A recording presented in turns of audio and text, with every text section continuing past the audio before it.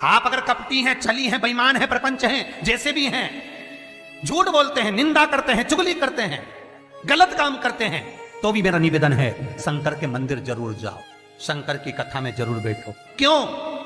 एक मंदिर के दरवाजे पर लिखा हुआ था, अगर आपका मन गंदा है तो मंदिर जरूर आना, मंदिर जरूर आना। किसी ने पूछा, गुरुदेव ये मंदिर के दरवाजे पर लिखा है कि मन गंदा है तो मंदिर जरूर जाओ, उसका कारण क्या है? हमने कहा कारण केवल इतना सा है, बच्चा नाली में गिरता है, बच्चा धूल में गिरता है, बच्चा रज में गिरता है, बच्चा कीचड़ में गिरता है तो पड़ोसी साफ नहीं करता। उस बच्चे को अगर गंदगी हो गई है, बच्चे गंदगी में आ गया तो उसको कोई पड़ोसी साफ नहीं करेगा, उसको कोई पड़ोसन साफ नहीं करेगी, उसको देवरानी जेठानी साफ नहीं करेगी। बच्चा अगर कीचड़ में गिरा है तो उसको उसकी मां और बाप ही साफ करेंगे। उसी तरह मन गंदा हो गया, चित्तवृत्ति खराब हो गई तो मेरे ये बाप के पास जाओ, मेरी ये माता के पास जाओ, और ये मेरा बाप, ये मेरी मां तुम्हारी जीवन की गंदगी को समाप्त कर देंगे। दुख आया, तकलीफ आई, कष्ट आया, रोग आई, बीमारी आई, तकलीफ हुई है, कहीं मत जाना, ये मेरे माँ बाप के पास जाना, शंकर और पार्वती के पास, उमा महेश्वर के पास जाना, ध्रुमा ध्रुमावती के पास जाना, कमल कमला के पास जाना, तारा तारेश्वर के पास जाना, भोले शंकर के पास जाना। जब मेरा शंभु मिलेगा तो ये सारी गंदगियां मिटा देगा, रोग समाप्त। अकाल मृत्यु वो मरे जो काम करे चंडाल का, काल उसका क्या बिगाड़े जो भक्त हो महाकाल का। वो देगा, छप्पर फाड़ कर देगा।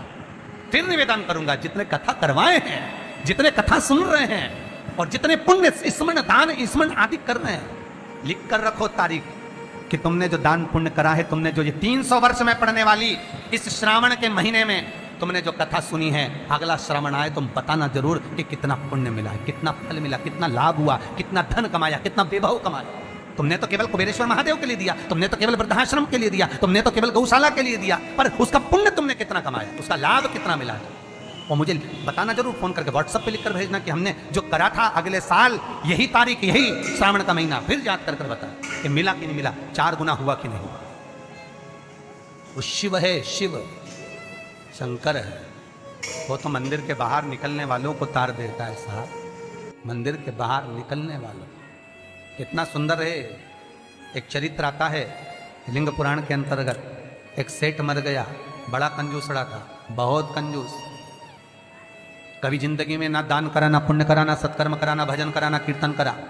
मंदिर की जगह को भी अपना बना लिया, सारी जगहों को घेर कर अपना बनाया, बावड़ी तालाब कुएं का पानी अपनी जमीन पर ले जाता। बहुत लालची था, बहुत लोभी, बहुत लोभी।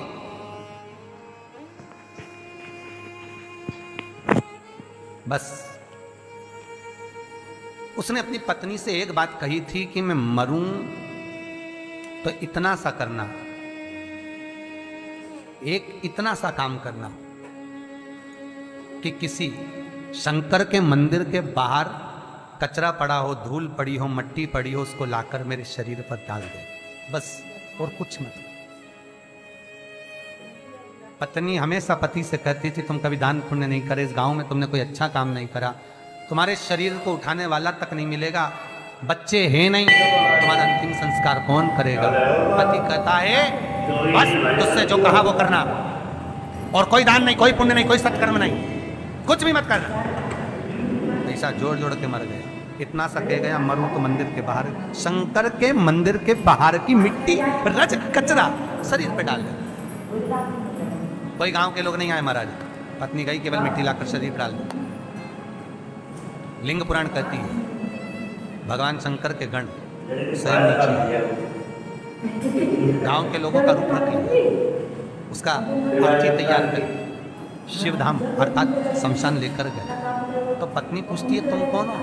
गांव के लोग तो आए नहीं, तुम हो कौन? शिव के गण कहते हैं भगवान ये तुम्हारा सेठ है ना, गांव में दान नहीं करता था, बाहर दान करता था, हम बाहर से हैं।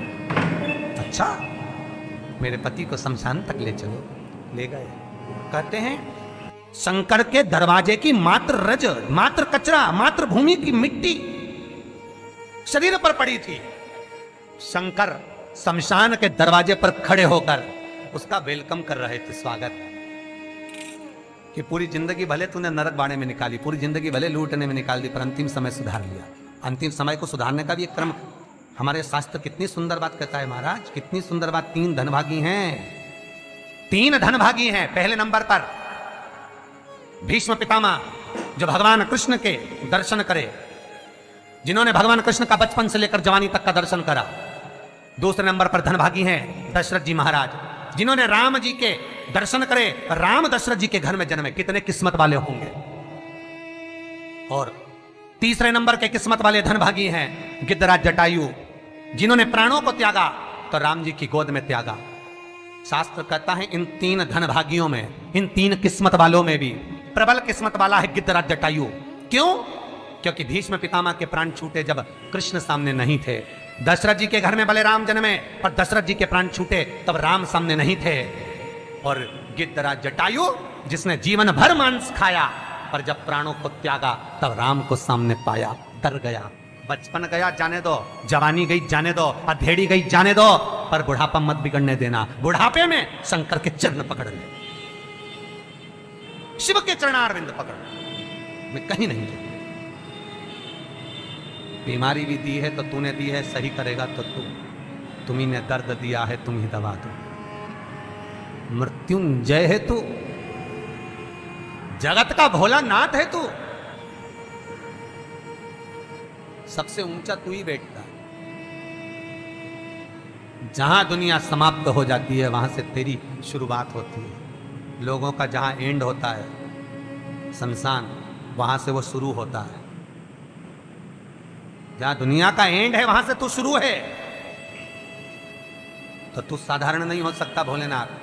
अगर मेरे चरण में कष्ट आया है तो तू सही करेगा, मुझे विश्वास है। भरोसा रखना। रोज शंकर के मंदिर के दरवाजे पर बैठकर शंकर पर 5 बेलपत्र चढ़ाकर, 1 बेलपत्र उठाकर चबा चबा के उसके ही दरवाजे पर खा, घुटने भी सही कर देगा, शरीर भी करेगा। बस उस पर विश्वास, उस पर भरोसा।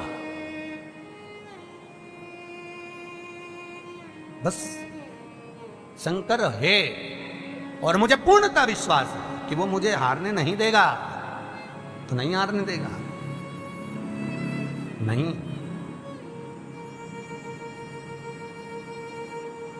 वो जीतने का लक्ष्य तत्व शिव ही दे सकता है, दूसरा नहीं। शंकर के सिवा कोई नहीं हो सकता।